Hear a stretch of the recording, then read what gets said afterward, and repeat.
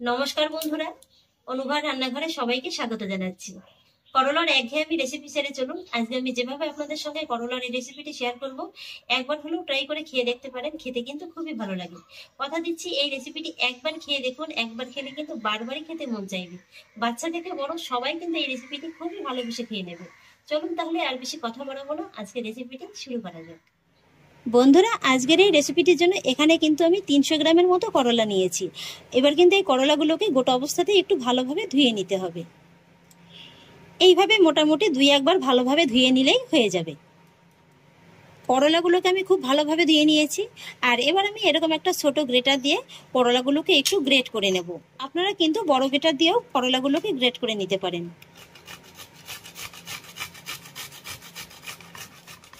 পুরো করলাটাকে আমি খুব সুন্দর করে গ্রেট করে নিয়েছি। আর এবার এই করলার ভিতরে যে বুড়ো বুড়ো দানাগুলো আছে এগুলোকে একটু বাদ দিয়ে দিতে হবে।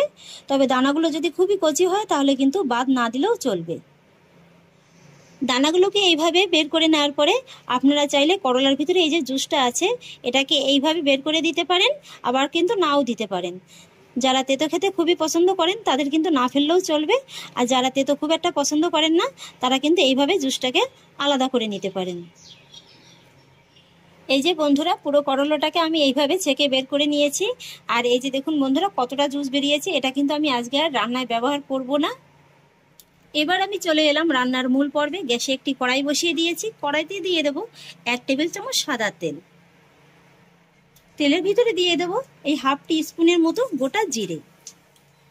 তারপর জিরেটা যখন হালকা করে একটু ভাজা হয়ে যাবে তখন আমি এর ভিতরে অ্যাড করব মিডিয়াম সাইজের 2টো পেঁয়াজ কুচি। সেই সঙ্গে অ্যাড করব 4 থেকে 5 কোয়ার মতো রসুন। রসুনটাকে আমি এইভাবে একটু ছোট ছোট কুচো করে কুচিয়ে নিয়েছি। এবার পেঁয়াজ আর রসুনটাকে আমি হালকা করে একটু ভেজে নেব। পেঁয়াজ আর রসুনটা যখন এইভাবে হালকা করে একটু ভেজে নেওয়া হয়ে যাবে তখনই কিন্তু এর ভিতরে অ্যাড করতে হবে কিছুটা কাঁচা লঙ্কা কুচি। এখানে আমি 2টো কাঁচা লঙ্কাকে এইভাবে একটু কুচিয়ে নিয়েছি। তবে ঝালটা কিন্তু সম্পূর্ণই আপনারা আপনাদের স্বাদ অনুযায়ী দিয়ে দেবেন। এবার কাঁচা লঙ্কা কুচিটাও আমি পেঁয়াজ রসুনের সঙ্গে একবার একটু নেড়ে চেড়ে নেব। কয়েক সেকেন্ডের মতো এইভাবে কাঁচা লঙ্কা কুচিটাকে একটু নেড়ে চেড়ে নেওয়ার পরে এর ভিতরে অ্যাড করব গ্রেট করে নেওয়া করলাটা। করলাটাকে একবার ভালো করে নেড়ে চেড়ে মিশিয়ে নেব। আর তারপরে এর ভিতরে কয়েকটি শুকনো মশলার উপকরণ অ্যাড করব।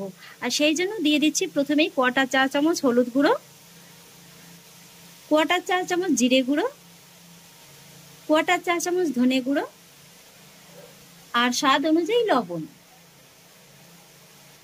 এবার এই শুকনো মশলার উপকরণগুলোও আমি এই করলার সঙ্গে একবার ভালো করে নেড়েচেড়ে মিশিয়ে নেব।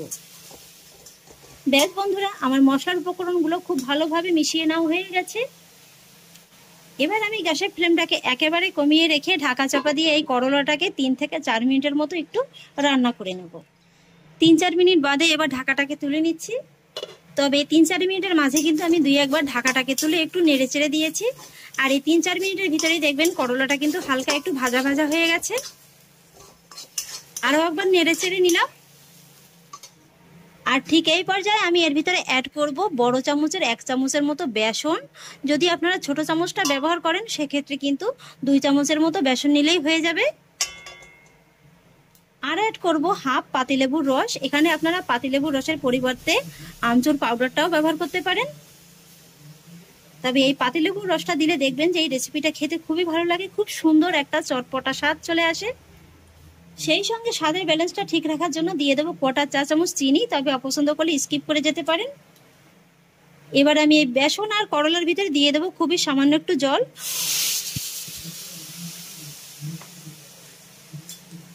একবারে কিন্তু খুব বেশি জল দিয়ে মেশাতে যাবেন না, অল্প অল্প করে জল দিতে হবে। আর এইভাবে করলাটাকে বেসনের সঙ্গে খুব ভালোভাবে নেড়ে চেড়ে মিশিয়ে নিতে হবে। আর এই সময় কিন্তু গ্যাসের ফ্লেমটাকে অবশ্যই একেবারে সিমে রেখেই এই কাজটি করে নিতে হবে। আমি আরেকটু জল দিয়ে দিচ্ছি। এবার ফাইনালি এটাকে খুব ভালোভাবে নেড়েচেড়ে মিশিয়ে একটি ডোয়ে পরিণত করে নিতে হবে।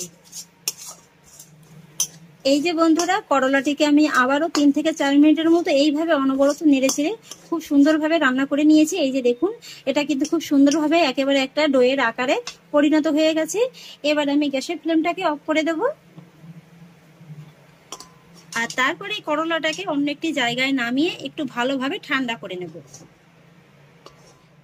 আমি করলাটাকে খুব সুন্দর করে ঠান্ডা করে নিয়েছি। আপনারা কিন্তু চাইলে এইভাবেও গরম গরম ভাতের সঙ্গে পরিবেশন করতে পারেন। এইভাবে খেতেও কিন্তু খুবই ভালো লাগে। তবে আমি আরেকটু সুস্বাদু করার জন্য এইভাবে এই থেকে অল্প একটু পরিমাণে নিয়ে একটু গোল শেপ দিয়ে চ্যাপটা চ্যাপটা করে নিয়ে হালকা করে একটু শ্যালো ফ্রাই করে নেব। তবে হাতে কিন্তু সামান্য একটু সাদা তেল মাখিয়ে নিতে হবে। আর সেই জন্য দেখুন আমি হাতে কিন্তু অল্প একটু পরিমাণে নিয়ে নিয়েছি আর এইভাবে একটু গোল গোল করে নিচ্ছি। তারপরে দুই হাতের সাহায্যে এইভাবে একটু গোল করে একটু চ্যাপটা করে নিলেই কিন্তু দেখবেন একটা টিকিয়া শেপ চলে আসছে। এই যে বন্ধুরা আমি একটা তৈরি করে নিয়েছি। একই রকম ভাবে আরো একটু হাতে নিয়ে নিলাম আর এটাকেও কিন্তু একই রকম ভাবে আমি গোল করে টিকিয়ার শেপটা দিয়ে নেব। এইভাবে তৈরি করা কিন্তু খুবই সহজ, একবার কিন্তু যে কেউ দেখলে বানিয়ে ফেলতে পারবেন। আর এই রেসিপিটা একবার যদি আপনারা তৈরি করেন বারবারই কিন্তু খেতে মন চাইবে। অনেক সময় দেখবেন যে বাচ্চারা কিন্তু তেতো জাতীয় কোনো খাবার খেতেই চায় না, তবে এই করলাটা যদি আপনারা এইভাবে ওদের সামনে পরিবেশন করেন ওরা কিন্তু বুঝতেই পারবে না যে এটা করলা, আর অতটা তেতোও লাগবে না যেহেতু আমি রসটা বের করে নিয়েছি। খেতে কিন্তু ওরা খুবই পছন্দ করবে। একই রকম ভাবে আমি সবগুলো তৈরি করে নিয়েছি। আর এবার গ্যাসে একটি ফ্রাই প্যান বসিয়ে দিয়েছি। প্যানে দিয়ে দেবো কিছুটা পরিমাণে সাদা তেল। আমি আজকের এই রেসিপিটা শ্যালো ফ্রাই করে নেব, আপনারা চাইলে কিন্তু ডিপ ফ্রাই করেও ভেজে নিতে পারেন। তারপর তেলটা যখন খুব ভালোভাবে গরম হয়ে যাবে তখন গ্যাসের ফ্লেমটাকে মিডিয়াম লোতে রেখে একটা একটা করে টিকিয়া এই গরম তেলের ভিতরে ছেড়ে দিতে হবে। আর তারপর নিচের পাশটা যখন খুব সুন্দর একটা কালার চলে আসবে তখন কিন্তু এইভাবে একটু উল্টে দিতে হবে।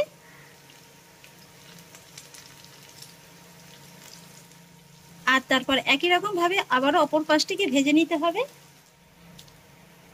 এই যে দেখুন বন্ধুরা করলার টিকিয়াগুলোকে কিন্তু আমি খুব সুন্দর করে একদম ভেজে নিয়েছি। কালারটা দেখে নিশ্চয়ই বুঝতে পারছেন যে এটা দেখতে কতটা লোভনীয় হয়েছে, আর এটা খেতেও কিন্তু খুবই লোভনীয় হবে। এবার আমি একটা একটা করে টিকিয়া এই গরম তেল থেকে তুলে নেব।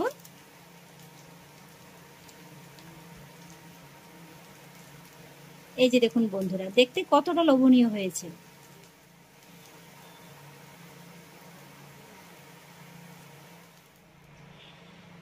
টিকিয়াগুলোকে তুলে আমি একটি সার্ভিং প্লেটে সার্ভ করে নিয়েছি। আর দেখতে দেখুন বন্ধুরা কি সুন্দর লাগছে। আর এই টিকিয়াগুলো কিন্তু খেতে খুবই চটপটা এবং মুচমুচে হয়, খেতে কিন্তু খুবই ভালো লাগে। গরম গরম ভাতের সঙ্গে এরকম একটা রেসিপি থাকলে কিন্তু আর কোনো কথাই হবে না। তাহলে আশা করছি বন্ধুরা আমার আজকের এই করলার একদম নতুন স্বাদের রেসিপিটি আপনাদেরও খুব ভালো লেগেছে। যদি ভালো লেগে থাকে তাহলে আমাকে অবশ্যই একটা লাইক এবং কমেন্ট করবেন, সেই সঙ্গে বন্ধুদের সঙ্গে শেয়ার করবেন। আর প্লিজ বন্ধুরা যদি আমার পরিবারের নতুন সদস্য হয়ে থাকেন তাহলে একটা সাবস্ক্রাইব করে পাশে থাকা বেল আইকনটি প্রেস করে দেবেন। ফিরে আসছি এরকমই পরের অন্য কোনো নতুন রেসিপি নিয়ে। সবাই ভালো থাকুন, সুস্থ থাকুন, ধন্যবাদ।